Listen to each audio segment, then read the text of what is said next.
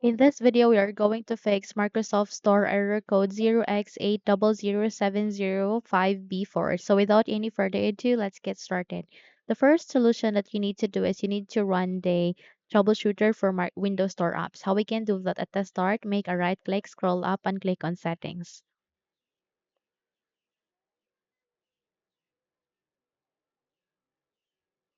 Here at the settings, please proceed to the search bar at the left side, type for Windows Space Store. Then once you have seen this find and fix problems with Windows Store apps, directly click on it and click on next so that you can start the troubleshooter. This will help you to fix if the Windows Store apps is not working right. Okay.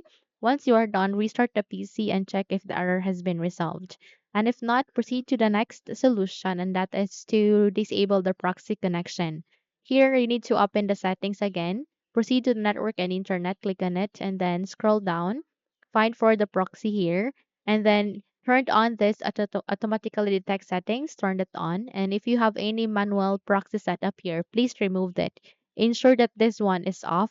Close the window, restart the PC, and check if the error has been fixed.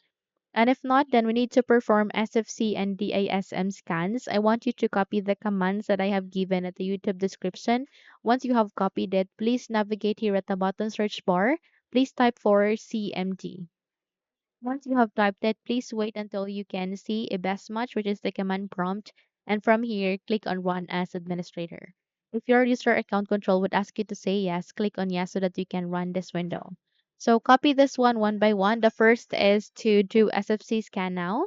So this will do system scanning and this will help you to fix the problem. Wait until this procedure would be finished, and once you are done with that, copy and paste the second, click on the enter key, and then wait until it would be finished. And once you are done with that, restart the PC and you're good to go.